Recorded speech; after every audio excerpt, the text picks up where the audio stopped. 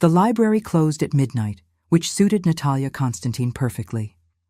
Most of the students preferred daylight hours anyway, leaving her to work in blessed solitude among the stacks of ancient texts and modern periodicals. She had held this position at the University of Cluj for 3 years now, long enough to be considered reliable, but not so long that anyone paid particular attention to her routines. That was exactly how she needed it to be. She was reshelving a volume of Byzantine history when she felt him enter. Not heard or saw, but felt. The temperature in the room dropped several degrees, and her skin prickled with awareness. She forced herself to continue her work, moving the book to its proper place with steady hands that wanted to tremble. Miss Constantine. His voice carried through the empty library, accented and cultured. I require assistance locating the Codex Gigas facsimile.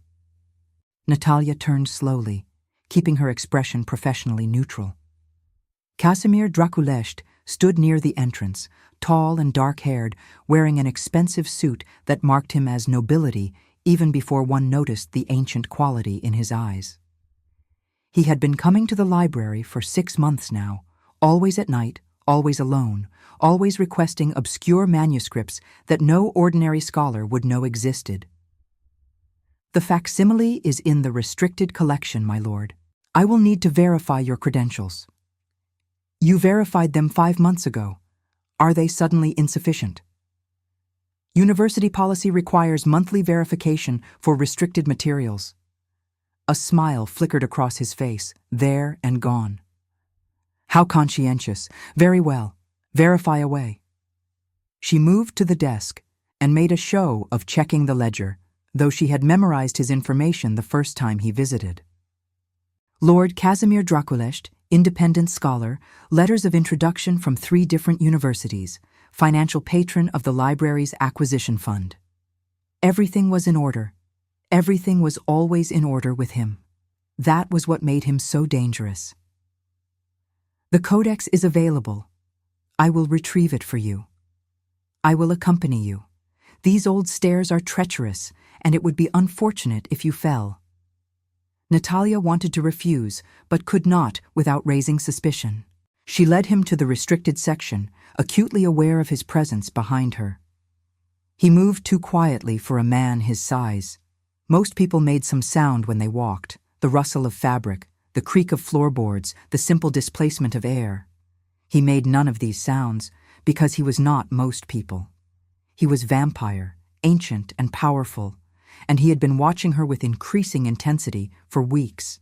She retrieved the massive volume and carried it to the reading table, trying not to show how easily she lifted something that should have required 2 people to move. Casimir noticed anyway. He noticed everything.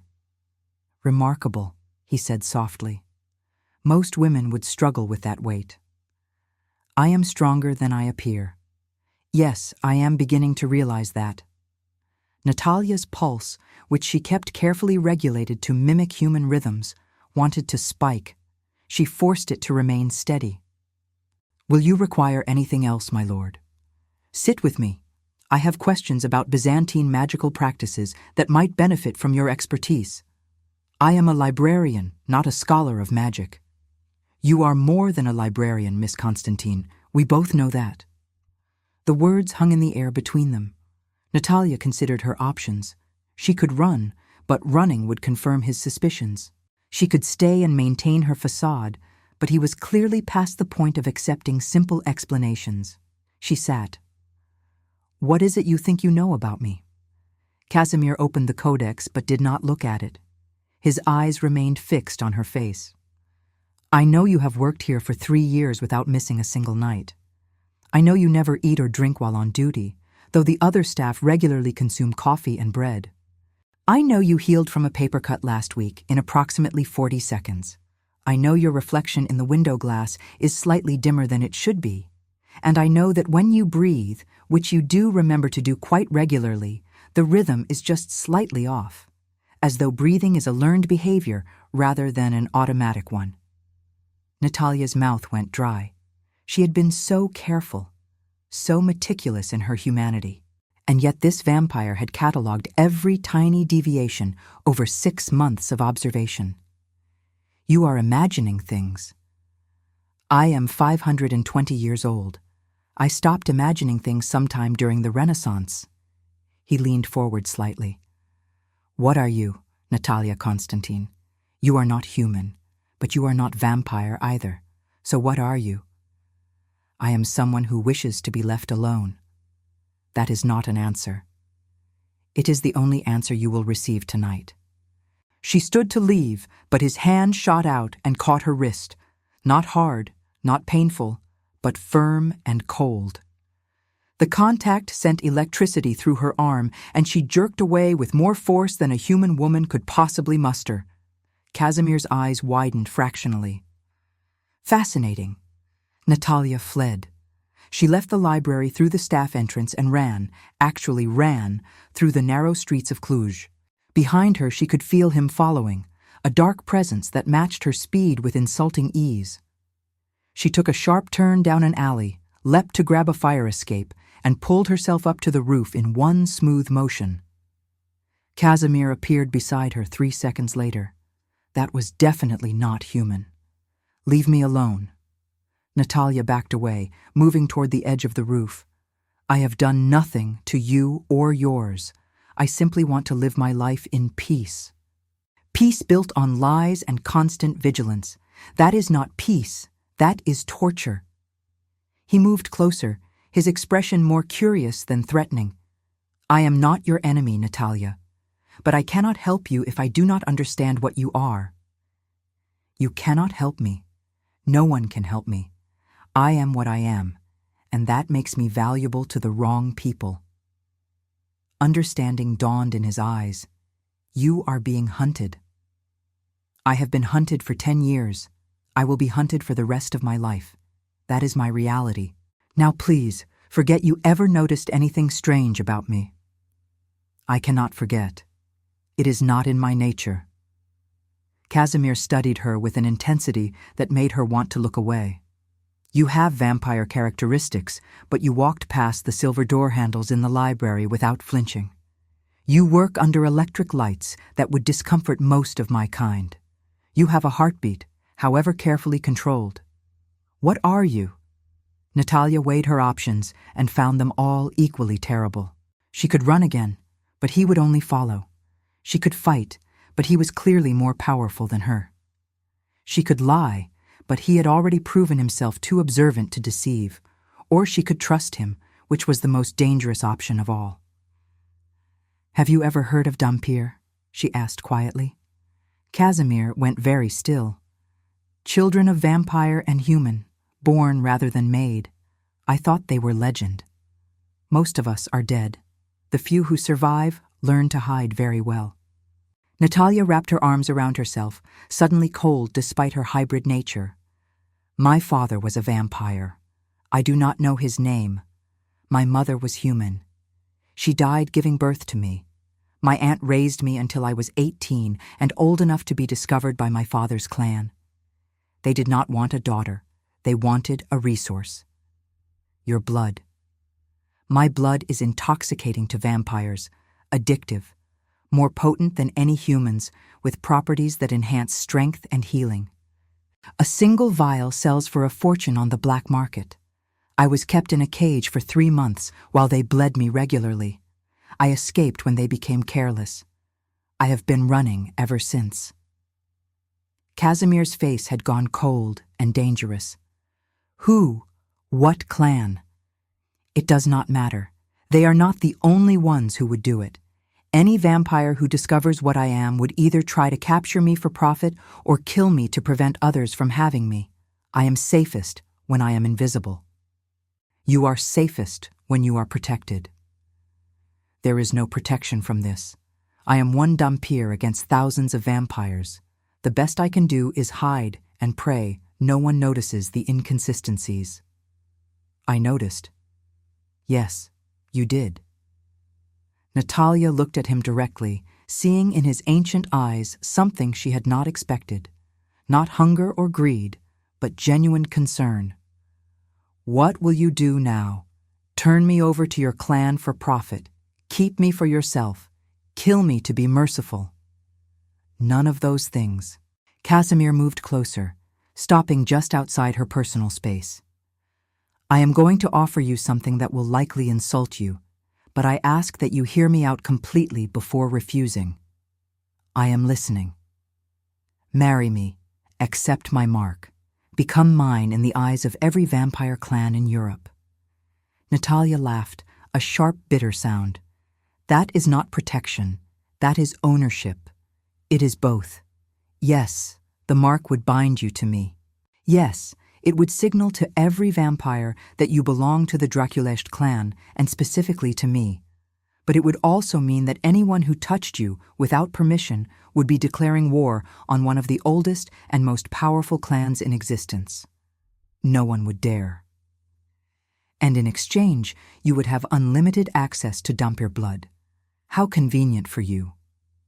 Casimir's expression darkened. I do not want your blood.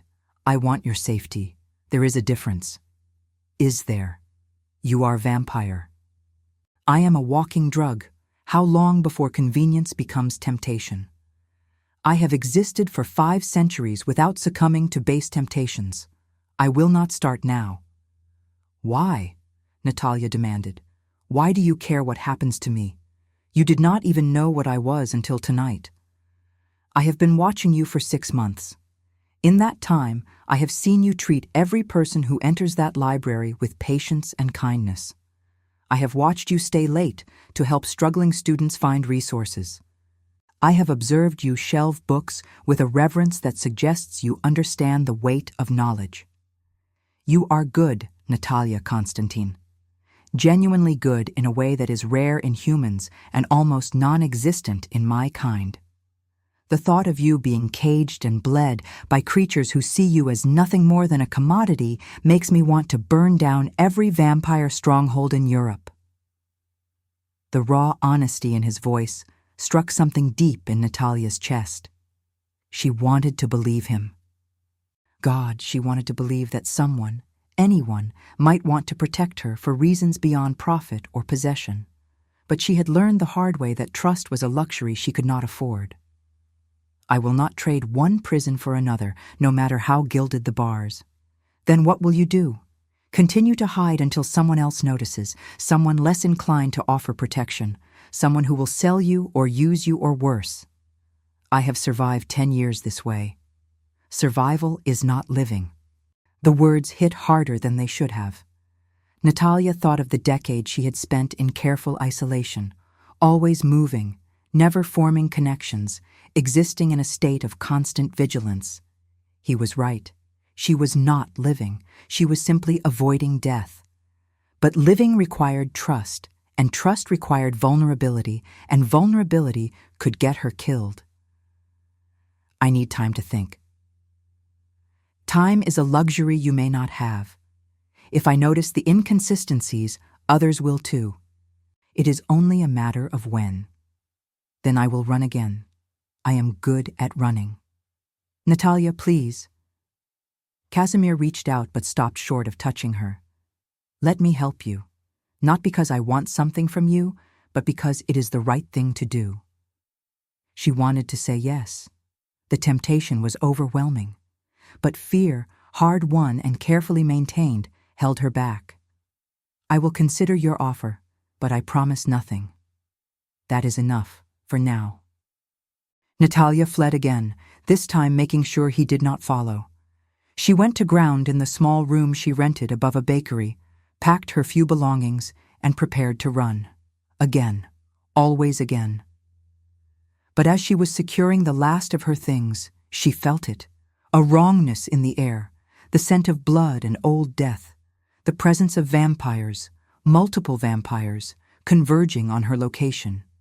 They had found her. After 10 years of successful hiding, someone had finally tracked her down. The door exploded inward. 3 vampires entered, all male, all smiling, with the confidence of predators who have cornered their prey. The dhampir of Cluj, the leader said, his accent marking him as Bulgarian. We have been searching for you for months. Your old captors are offering a substantial reward for your return. I am not going back. You do not have a choice, little half-breed. Your blood is worth more than gold. Did you really think you could hide forever? Natalia grabbed the iron poker from her fireplace, the only weapon she had. Iron would not kill a vampire, but it would hurt them. She had gotten very good at using pain as a distraction. I will fight you. Please do. It has been boring tracking you. A little violence will make the night more interesting. They attacked simultaneously. Natalia met them with every ounce of her hybrid strength, iron poker swinging in arcs that connected with flesh and bone. She was fast, faster than humans, but not fast enough to match 3 full vampires. One grabbed her from behind, pinning her arms. The poker clattered to the floor. Spirited, I like that. Breaking you will be fun. Then Casimir was there, appearing in the room like death incarnate. His speed was beyond anything Natalia had seen, his strength terrifying as he tore through her attackers with brutal efficiency. The vampire holding her released his grip and turned to face this new threat, and Natalia scrambled away. She is under my protection, Casimir said, his voice carrying absolute authority. Leave now or die. Lord Draculesht, we did not know you had claimed her. I am claiming her now. Spread the word. The dhampir of Cluj belongs to me. Anyone who touches her will answer to the full might of the Draculesht clan. The vampires looked at each other, calculating odds and finding them unfavorable. The reward is substantial. Others will come. Let them. I will destroy every single one. They fled, vanishing into the night with supernatural speed. Natalia slumped against the wall, adrenaline and fear making her hands shake. Casimir turned to her, his expression unreadable. They will come again, with more numbers next time. You cannot fight them all alone. I know. Accept my protection, please. Natalia looked at him. This ancient vampire who had defended her without hesitation, who had destroyed threats to her safety without demanding anything in return. She thought about running again, about another decade of hiding and fear and isolation. She thought about survival versus living. If I accept your mark, what does it mean exactly? It means you are mine, not as property, but as mate, as equal, as someone I am bound to protect with my life. The mark creates a connection between us, a bond that allows us to sense each other's location and emotional state. It is permanent and unbreakable, except by death. And in exchange, you live under the protection of my name and my clan. You have the freedom to pursue your own interests. You work at your library if you wish, or do not if you prefer. You are my partner, not my prisoner. You want nothing from me. Casimir was quiet for a long moment. I want your trust. Eventually, when you are ready to give it. I want your companionship, because I find your presence more engaging than anything I have experienced in decades. And yes, I want your affection if it can be earned. But I do not want your blood, your servitude, or your fear. Those things I can find anywhere. What you offer is unique, and I will not diminish it by treating you as a resource. Natalia felt tears sting her eyes, a reaction she had not allowed herself in years. If I say yes, there is no going back. No, there is not. Then yes, mark me, protect me, let me finally stop running. Casimir closed the distance between them in 2 strides. He cupped her face gently, his cold hands steady against her skin. This will hurt. I apologize for that, but the pain is necessary to form the bond. I have endured worse. He tilted her head to expose her throat, and Natalia forced herself to remain still, despite every instinct screaming at her to flee. She felt his breath against her skin, cold and carrying the scent of old blood and ancient power. Then his fangs pierced her flesh, and the world exploded into sensation. Pain, yes, sharp and burning. But also something else. A rush of power, of connection, of belonging. She felt Casimir's presence flood into her mind, felt his emotions overlay hers. Determination, protectiveness. And underneath it all, a warmth that might have been affection, or might have been the beginning of something deeper. When he pulled back, blood stained his lips and a mark burned on her throat. Not just a bite, but a symbol, a crest that marked her as claimed by the Draculesht king. "It is done," he said quietly. "You are mine now, and I am yours." Natalia touched the mark, feeling the heat of it under her fingers. Through the new bond, she could feel Casimir as a constant presence in her mind. His location, his emotional state, the sense that she was no longer alone even when physically separated. "I can feel you," she whispered, "in my head. It is strange." "You will adjust, and I promise I will not intrude on your privacy. The bond allows connection, but not mind-reading. Your thoughts remain your own." "Can you feel me too?" "Yes, I can feel your fear, your relief, your exhaustion, and something else that you are trying very hard to hide." Natalia looked away. "I do not know what you mean." "You have been watching me as much as I have been watching you. All those nights in the library, you thought you were being subtle. But I noticed. I always notice." "That is hardly relevant to our current arrangement."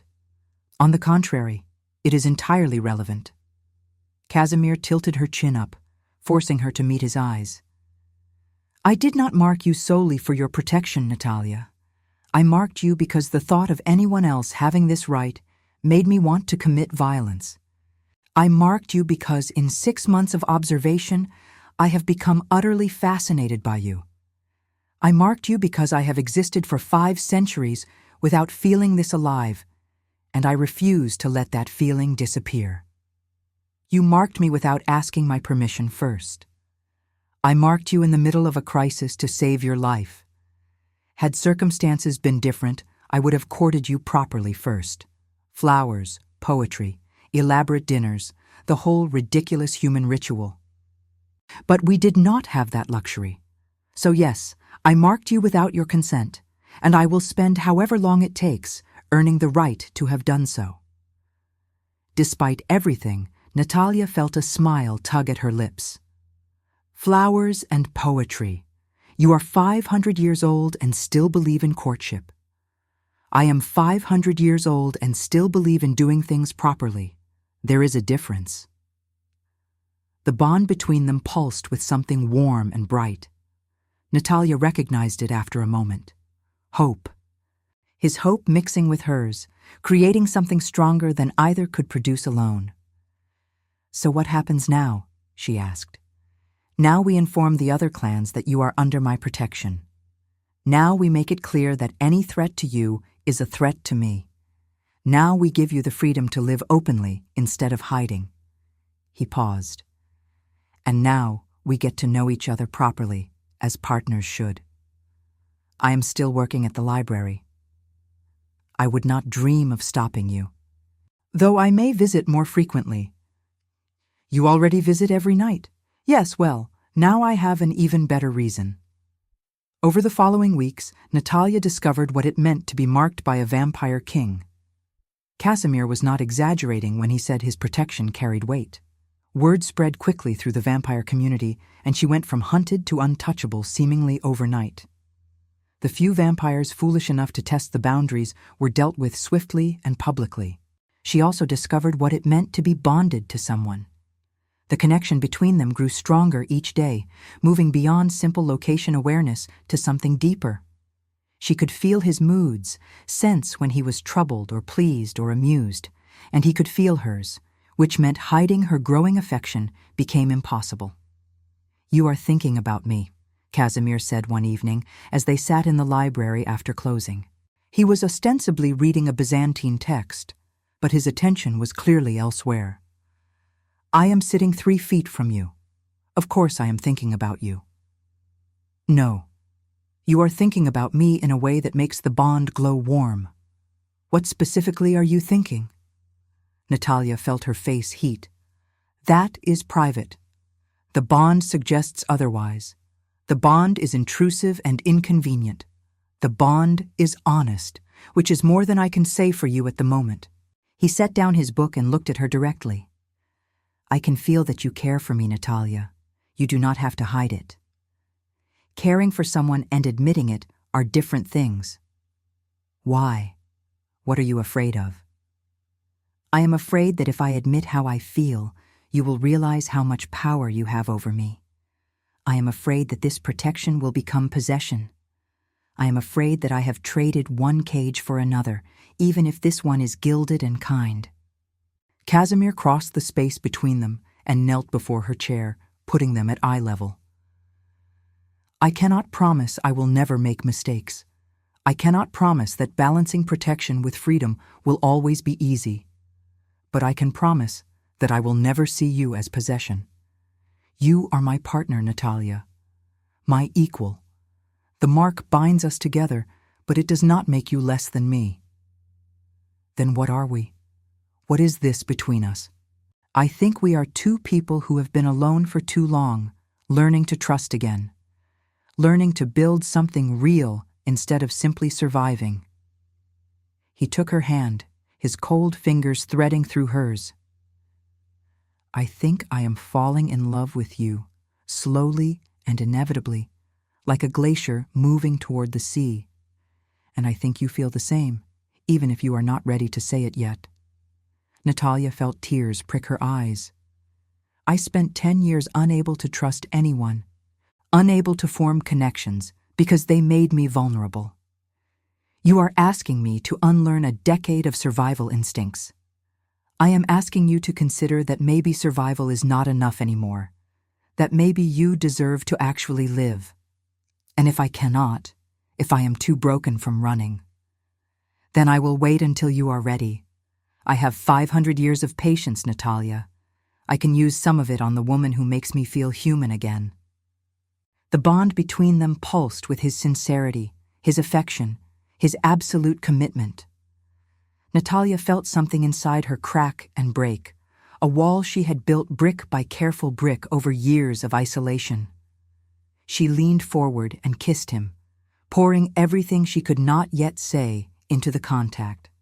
Casimir responded immediately, his hands coming up to cradle her face with a gentleness that contradicted his predatory nature. The bond flared bright between them, connection deepening into something that felt like destiny. When they broke apart, both were breathing hard despite only one of them needing air. I love you, Natalia said, the words tumbling out before fear could stop them. I have loved you since you started coming to this library and treating me like a person instead of a curiosity.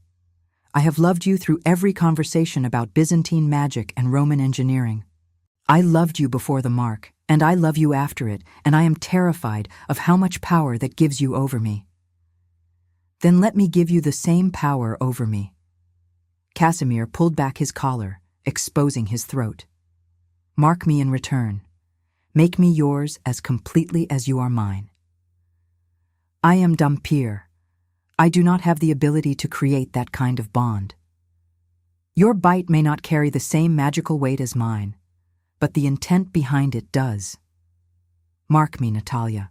Let the world know that the Vampire King belongs to someone. Natalia hesitated only a moment before leaning in. She had never bitten anyone before, had spent years suppressing the urge to feed. But this was different. This was choice and trust and love made physical. Her teeth, sharper than human, but not quite as pronounced as full vampire, pierced his flesh. His blood filled her mouth, cold and strange, and carrying the taste of centuries. Through their bond, she felt his pleasure, his satisfaction, his absolute certainty that this was right. When she pulled back, a mark stood out on his throat. Not as elaborate as the one he had given her, but clear and permanent nonetheless. There, she said, feeling bold and terrified simultaneously. Now we are even. Now we are bound twice over."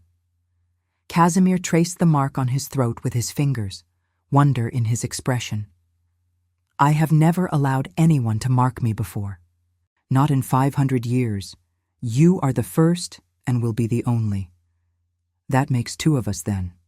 Firsts choosing each other."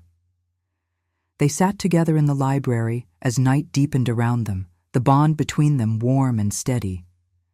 Natalia thought about the decade she had spent running, hiding, surviving. She thought about the girl who had been caged and bled, who had escaped with nothing but her will to survive. And she thought about the woman she was becoming, marked and claimed and choosing to stay. "What happens now?" she asked, echoing her question from weeks ago. "Now we live, properly, fully, without fear. Now we build something together. Now we prove that two people who were broken by circumstances can become whole together." He smiled. "And now I take you home to the castle and show you the extensive library that makes this university collection look provincial. You are bribing me with books. I am courting you with books. There is a difference. Is there also poetry involved? You mentioned poetry. I have been writing poetry about you for 3 months. It is terrible. You will hate it. I want to read it anyway. You are cruel. I am honest.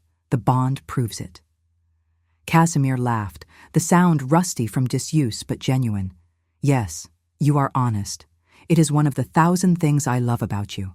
1 year later, Natalia Draculesht stood in the castle library, surrounded by books that would have made her former university colleagues weep with envy. She was marked, claimed, and entirely content with both facts. The bond between her and Casimir had deepened into something unbreakable, connection and love woven so tightly that separating them would have been impossible. She no longer hid what she was. The vampire world knew about the dhampir queen, and they knew that touching her meant war with the most powerful clan in Europe. A few had tested those boundaries in the early months. None had succeeded. Word spread quickly. "You are thinking loudly again," Casimir said from where he sat by the fireplace, reviewing correspondence from allied clans. "I am thinking that a year ago I was preparing to run again, that I had convinced myself survival was enough, that trust was impossible. And now I am grateful you were too observant for your own good, that you noticed inconsistencies and investigated instead of ignoring them, that you offered protection even when I was too afraid to accept it." Casimir set aside his letters and crossed to her, pulling her into an embrace that had become as familiar as breathing. "I am grateful you gave me a chance, that you trusted me with your truth, that you let me love you even when it terrified you." "It still terrifies me sometimes." "Good. Terror means you care enough to risk losing something. That makes it real." Natalia touched the mark on her throat, now faded to a silver scar that caught the light. Through their bond, she felt Casimir's steady presence, his love, his absolute commitment. She thought about the girl who had been caged and the woman who had learned to run. And she thought about the queen she had become, powerful not despite her hybrid nature, but because of it. "I love you," she said, the words easy now where they had once been impossible. "I love you too, for eternity, if you will have me that long." Eternity sounds acceptable. She kissed him, and the bond between them flared bright with shared joy. Outside the castle walls, the world continued its march toward modernity. Inside, two people who had been broken by their natures learned that sometimes the best way to heal was to choose each other, over and over, until choosing became as natural as breathing. Natalia had pretended to be human for a decade. Now she claimed her place as dhampir, as queen, as beloved. She had traded survival for life, and it was the best decision she had ever made.